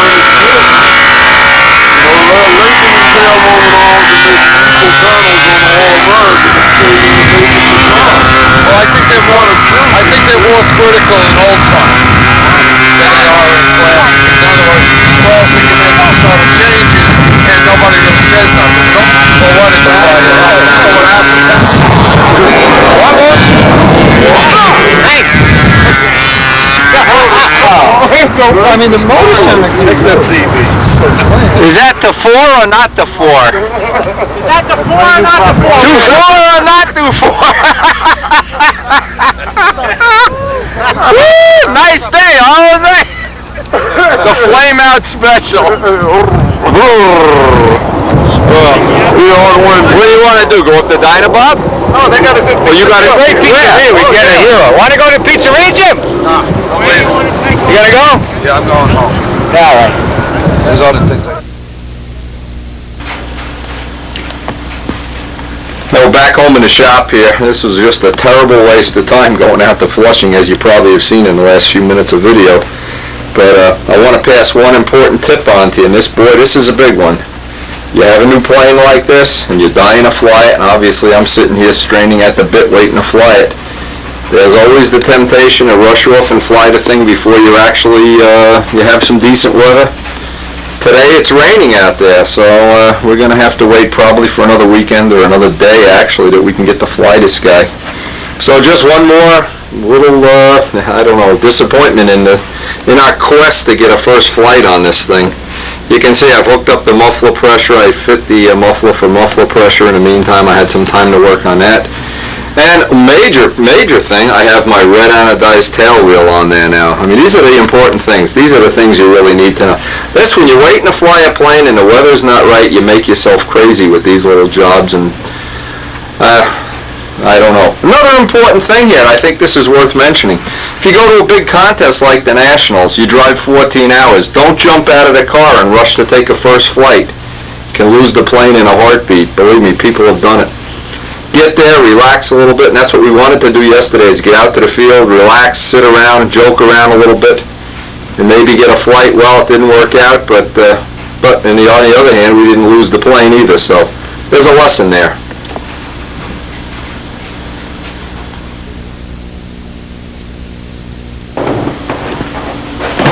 That was sneaking up on having the bathroom done. You can see we may get some flying weather this weekend.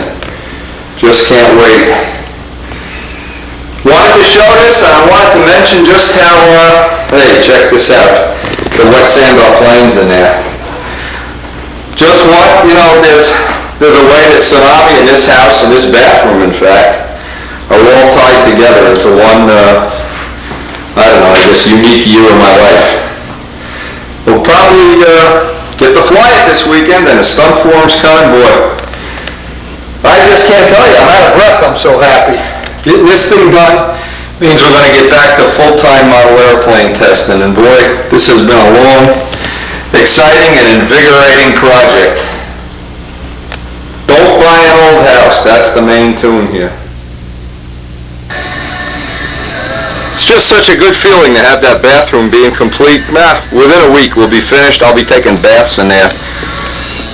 And you can see I've got a couple extra coats of wax on Tsunami here. You know what happens is every day I come down here and you look outside and it's raining or something crazy's happening, so I put an extra coat of wax on the plane, hoping that we do actually get to fly it this weekend.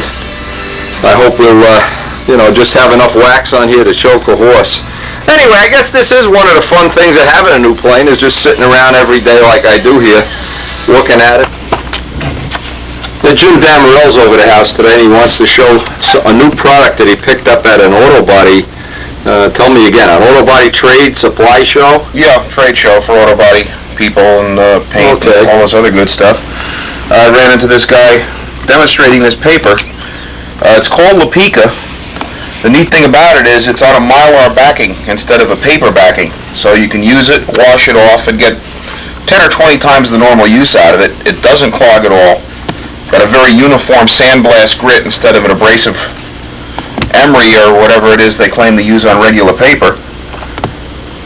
Comes with these little candy sanding blocks. One harder side, one softer side for going around compound. And the main thing is it's supposed to cut. Well, I've tried it on some flat lacquer anyway. Even the 1500, you could feel it cutting. You could feel the abrasive. You could feel when it clogs. You stop, you wash it out, you start over. Yet you don't seem to get any swirl or scratch marks with it on a flat panel. So I guess now we'll try it on a couple of dings that this green airplane has collected and see how it works. Yeah, well, just to interrupt Jim, we we basically took the green plane out of hiding. He's been sitting there about 8 months since the last time he's flown, hasn't even been really dusted off. So this would be a good test, and it's very old lacquer. That's done in acrylic lacquer, so it'll be the same as dope. We'll find a little spot on there and sand it out and see if it buffs right back up. Now the name of this stuff is just like Topeka, La Pica from Topeka. Jim Lee will probably like that. And the blocks look especially good. I'm really looking forward to trying one of these blocks. So again, one of the things about the way I evaluate things, or the way I do things, maybe it's different than other people, is I like to try it in the real world. And Jim went out and spent who knows what money on this, so we could run a couple of tests. If the stuff looks real good, you know, we'll be basically using it on Jimmy's new plane. We hope to get some of that on video when he's ready to paint it. We have Jimmy's new high-tech spray gun and this new sandpaper. The sanding blocks look especially good. So, you know, let's give them a try. Now, let's just try a spot on the outboard wing. What I want to see is, what do you got, 1500? Yeah, this tape. Give me a spot right here. Well, give me the seconds. 6, 8, and 15. Yeah, give me the seconds. Well, let's try the smoothest first. Okay. Now you can see the paint. This paint still has a lot of imperfections and orange peel and stuff. So let me get a paper towel out. Get some of the grit off it, the dirt and dust, whatever. You'll know right away if it works. What does this have? The soft side now? Yeah. All right, the pink side is soft. Okay, let's. And this is the green, which are what is this? This is 1500. The green is 15. Yeah. Now, when they were at the show, did they use seconds or did they use water? No, they were using water. Plain water, no soap in it. I guess because it's a D-tube, we should really use the soft side of the block. You can feel it cutting, believe me. I can hear it cutting. I don't have to tell you that this is cutting. You can feel it and hear. Steve, it's green paper on a green airplane, so we're not going to know. No, you can feel it. You can feel. What I want to see is how it unclogs. And this is the smoothest of all of them, so. Okay, now you see, let me show this on the macro lens. This is what you normally run into. I need to get the macro lens. This is what you normally run into when you're sanding a normal paint finish, okay? And it definitely has cut it right back down to flat, to dead flat. Let me get that on a macro lens. Now here's the surface we just sanded with that. You can even see scratch marks in it. Here's the undone part. You can see the light. You can actually look at the lights reflecting and how they disappear into the sanded part. They'll appear, disappear. I want to show this. This is one of the things you have with all wet sanding is you pick up what I'll call chewing gum on the sandpaper. Well, this is picking it up too, but what I want to see is, are we going to be able to clean this off and use the sandpaper again? Let's try cleaning it. Okay, now what Jimmy's trying to do is, with the Sikkens 600, is clean that off. Now, one of the things you can try, rather than using the Sikkens with this particular paper, let's mix some soapy water up. Maybe this paper responds to soapy water better. It was ridges when I started, and right now I can tell you the ridges are gone. Now, I guess if we put this under running water, which is what they say to do. Yeah, let's go. Hey, take it in the bathroom and just put some soap and water on it. Even right here. Let's see how it looks. Okay, let me get down on the macro lens. You can see we've got an awful lot of all of it's off, and that's with the Sikkens. Again, here's one of the points is you have to do a little bit of experimenting with any new product like this. There's advantages, but you got to find what the maximum. Now, a good way to do this would be to take some soapy water in a little, when I say soapy water, I mean a cereal bowl with 3 drops of soap in it. Not soap like you take a shower or you wash your car. Take that and cut the sandpaper in half and see which side lasts longer, whether you use 600, the Sikkens, or if you use soapy water. Now, it may be that soapy water is the material of choice here. Let me go mix up some soapy water. That's a good way to try it. Yeah, this seemed to come all right off. Yeah, take the part of the sandpaper that we're not using. Let's try it with soapy water. Okay. To use a sheet cut in half. Okay. Oh, you cut a sheet in half? Yeah. Okay, give me the part we didn't use the Sikkens on. I think this is the new part. All right, this is soapy water. Let's see how so. Now, let me explain this. The reason you don't normally use soapy water on an airplane is water gets into the wood, into the glue joints, blah, blah, blah. This is an old airplane. It's pretty well sealed. But for our testing purposes, that's the clean one. This has never been used now. Okay, I got some water with 2 drops of, you can't even tell it's soap, it's in there, so let me do just up past where we were.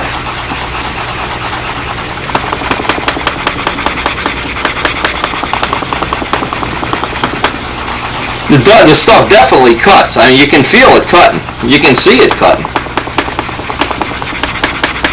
You know, it dulls it right out instantly. You know what I wish we had? I wish we had a plain in silver here. Okay, now this isn't picking up much at all. It's picking up a lot less with the water than with the Sikkens. But it's still cutting it down. Oh, yeah. Yeah. The guy that was demonstrating it had plates of flat metal that were painted with black lacquer, and he'd sit there and put his key scratch in it, and then let you take the paper and go up and grade. Yeah, yeah. And sand out the key scratch, and you'd be amazed how much you could cut. Let me just see the difference now. We got the water side and the Sikken side. Well, actually, the water is cutting less, so you can see it's smoother there than it is here. Now I want to try one other thing. Let's try the whole thing without the block. Because the block you really don't cut but on the edge. Let me see where it ends. It ends right up by the stripe. You know, doing an open bay wing, when you're doing tissue, you can't use a block. Right. So if it doesn't cut with a... Can't have It's a funny feeling stuff. It really feels... I mean, you got to put a lot of effort into making this... I can feel... Now, see, this is not picking up anything. You could sand all day with this now. Alright, so the trick is with... It looks like the trick with this is use soapy water, don't you? Oh, that's cutting nice now. Jimmy, I can feel this now. This will be real good. Now, the trick is, once you get to that point, okay, now let me get the macro lens and show. See, there's the Sikkens, there's with the block, and there's by hand. You can see the by hand is by far the best. You know why? Because the block, you're only cutting on 2 edges. Right. The edges are already, but by hand, you're getting the whole palm area. So, my first suggestion, well, because this wing has a contour in it, so that's almost perfect. That, I'll bet you I can buff up and let me put that on a macro lens. Now this is on a macro lens. You can see this is the lacquer here. We're going out. This is where we sanded by hand. See, it's almost dead flat.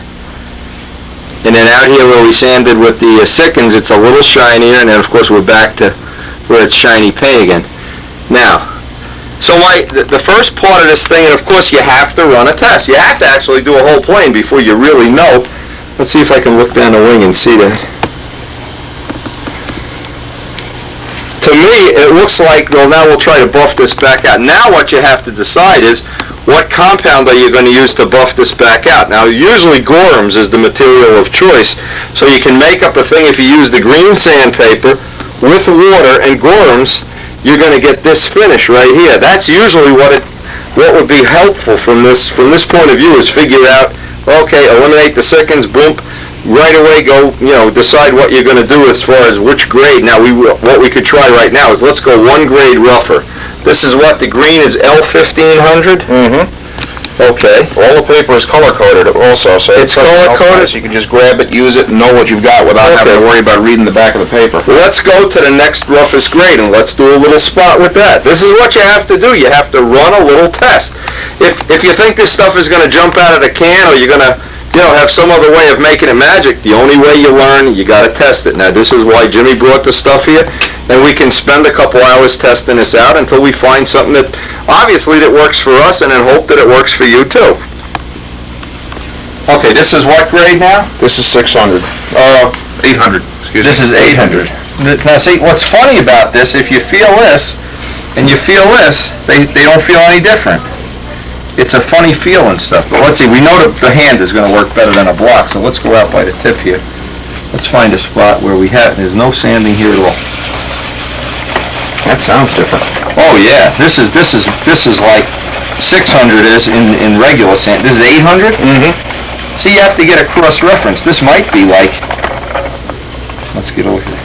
That's done. That's done. That's finished sanded. Neat. That 8, now what is that, 800? That's 8. Okay, what's the one grit? That's perfect. That's ready to buff.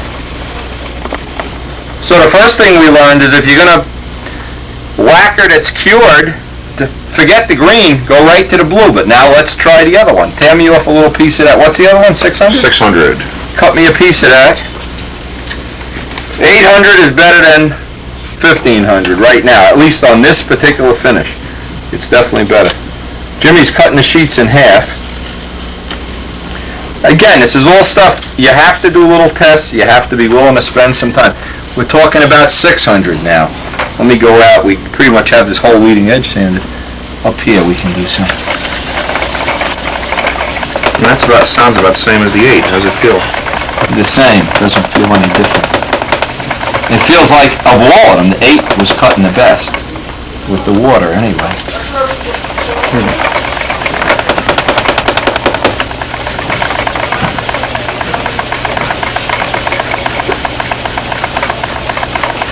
It has a nice feel to it, I'll tell you. It feels like it's, we went out onto the trim here, so that's okay. Oh man, that's perfect. It did cut different though, didn't it? Oh yeah. This is the best of the 3. This is the 800. Right here, this is going to buff up almost instantly. Let me get the macro lens on that. You know what it looks like just before it buffs up. I don't know if we're going to get this on the macro lens. I wanted to get with some of this light reflection. Now from this angle, it's not going to be any good. You can see what right here is where, if you could feel this is absolutely ready to buff. This is really good. And this is what you're really looking for when you go to buff, is that it's satiny, smooth to the touch, perfectly smooth, no orange peel. You can hear the difference. If we run out here, you don't hear anything. You can hear the difference. All right, now the next step, of course, that's the only 3 you have here? Yes, that's it. Okay, 600. From this, I would deduce one thing. You probably want to go rougher than 600. If they have one, 400, say. In other words, that's the roughest this stuff goes, is 400. 400, but you don't have any 400. No. Okay, from what we've seen so far, 400 would be for this kind of a refin. Now this is not saying it on real dope. You know, when you do a brand new dope finish, that'd be the material of choice. But for doing an old finish like this, that you can tell how it cuts. It seems like, my guess is the 400 would be the material. If you're going to order some to try it, but of course it's good to have always. For instance, this may polish aluminum, one may polish paint that's brand new, sanding silver. This is really good to have some of everything here. One might work better on a canopy. Exactly. For doing a canopy, it'd be perfect. Now the acid test is, do some experiments on your own, but you want to see, this is what you're really doing the whole job for. This is Gorham's and a paper towel, a Bounty. If you use an old sock, it's not a good idea because you get a false reading from the dried up Gorham's that's on the sock. What you want to see is, we're going to go right back over this whole panel. We have 4 different tests, 5 different tests on here. And if we can buff this up in a matter of 5 minutes, you know, this would be, one of the things, you know what this would be good for? Like Joe Adamusco has that plane that's like 2 years old and needs a repair and a buff. When you rebuff the paint. Oh, Jimmy, perfect. I gotta tell you, it doesn't get a lot better than this. That's absolutely perfect. And you can see how much work I put into it. You can even see where I stopped. Run your hand over it, you can feel it. You don't even, if you have no calluses, you can feel it right away. Yeah. Oh, you can feel it right away. So, it's like a wall. Yeah, the final conclusion here is, do a test. So I would start with 400, go to 600. I would try that, and I would say, have the Gorham's handy, because it's only going to be a matter of 10 minutes, and you can go right to the Gorham's. I mean, there's no big tremendous thing going on here. We'll get this on a macro lens just so you can see it. And never use a rag that's got dried up Gorham's on it, because you'll get scratches. And this is a plane that's, let's see, we're looking at made in 88, refinished in 89, and a 4 or 5 year old finish here. You basically can always tell the shine just by looking down the wing too. You can see some of the shine that's on there. And there's no wax on there. That's no, there's no wax, believe me. That's it. Anyway, this is the product. Jimmy kind of brought this to our attention. Well, Pika from Topeka, Jim Lee sandpaper, let's photograph the box. My suggestion, if you order some up, they don't even give you an address. Oh, I see, it says it goes to 400 here. Yellow. I would give that a try. Anyway, just one more product you may or may not want to give a try to, and if you do and it works, please let me know. If it doesn't work, let me know. I'm hoping guys like Steve DeJulia will give this a try. He's the king of buffing in Pennsylvania, so let's hope he gives it a try. Anyway, it works well on older finishes. I don't have anything new here that we could really try it on, but it's worth a try. My evaluation here after an hour testing is give it a try, and let me know if you have any tricks that we haven't figured out yet. And try it with water and sickens both.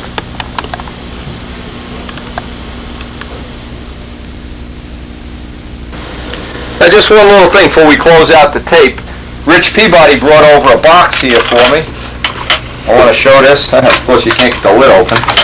Hey Rich, I want my money back. Anyway, these are toolboxes the Circle Burners are selling for 25 bucks. It's a nice little toolbox.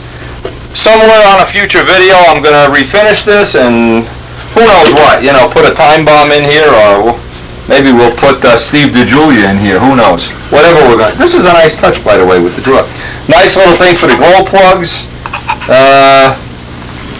Whatever, the battery, a wet cell, I assume fits in there, right, or something? It's a copy of the old Capstaff design, except we made the lid bigger so you can fit up to 13-inch props across the top of it. Oh, that's good, yeah. Prop Yeah, in there. thing in there, yeah. All right, this is a great. Anybody's interested in these can get a hold of Rich Peabody. He's in the pamper list. This one, the lid doesn't open and shut, so Rich, I think we want a refund. Hinges, there it goes. I'm just having fun. Rich, you're okay. I don't care what the club says about you. Good toolbox. That's it for this video. Tomorrow we're going to run down to the Circle Burn of Stunt Form and raise holy hell and maybe hang a few people and maybe they'll hang us. Who knows? So with that, we'll see you on the next tape. We're looking forward to seeing Steve DeJulia's plane and Adamusco's plane and who the hell knows what else. See you tomorrow. See you on the next tape.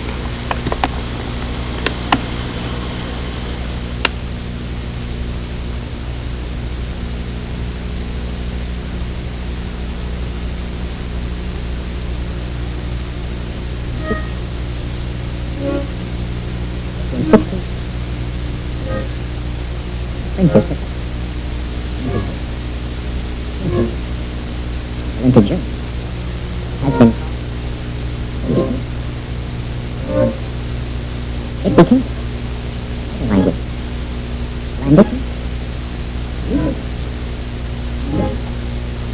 Luther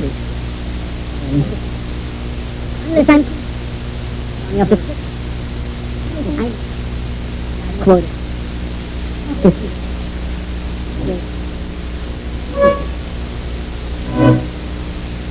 later, Reina. Insisted. How do you want to consider? All sorts. Jack.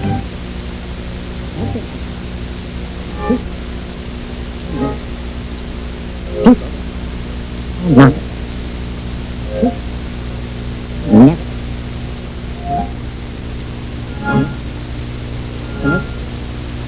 Century. To make them. To love. Side of way. To love. Side of way. To love. For you. Yeah. It's for you. 100. To buy away. In Bala.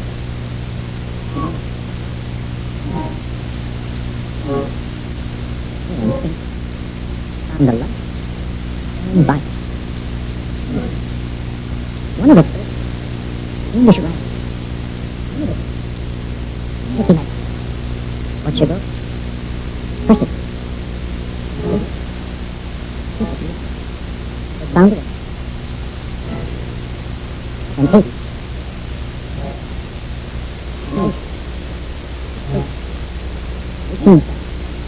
It's perfect. Things eventually program it. Okay. In it, and his collapse today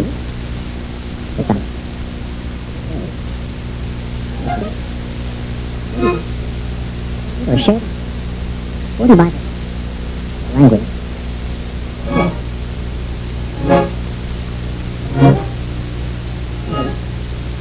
The new way. By the what? Place which is.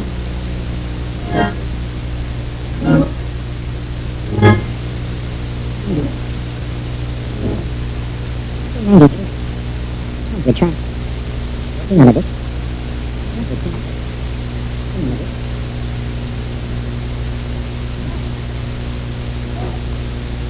That you do well. Please buy. Go back. Languages. This one. This. Yes.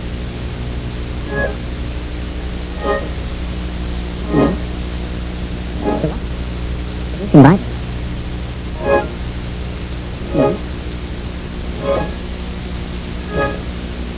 United States.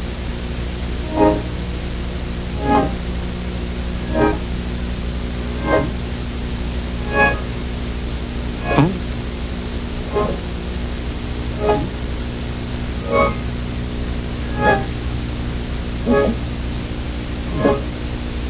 this thing died.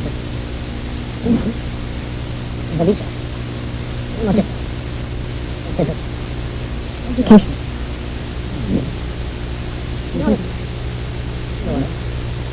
Give sound. So learn how. Right. Appreciate it. Goodbye.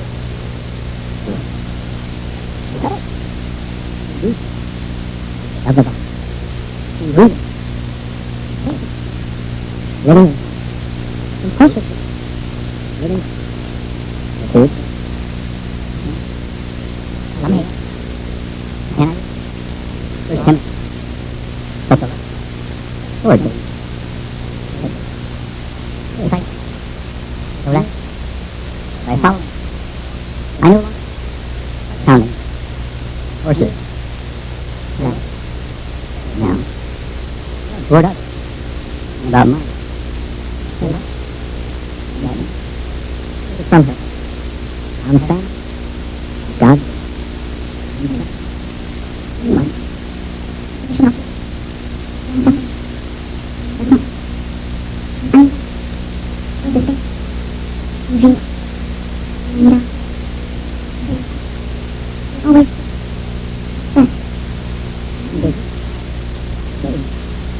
in Brazil, where in life with children,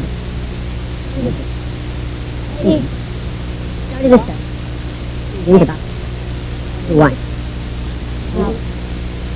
This is what I was. What I was. With she always his wife. I saw this. It would be fine.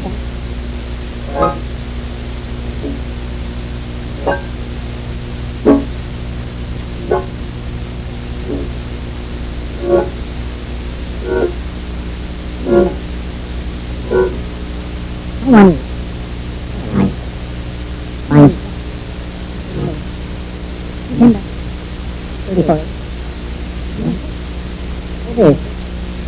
Yeah. I encourage. Impediment. A lot. Even. I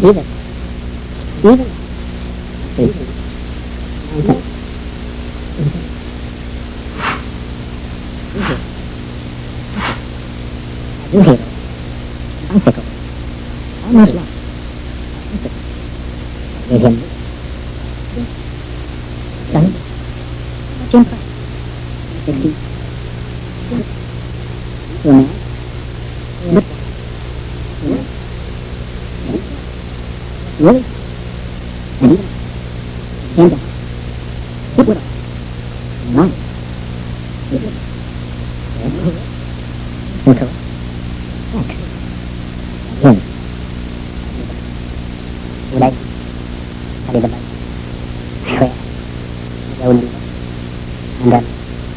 Right now. Think. And I. Bible. And as well. And he said. And now.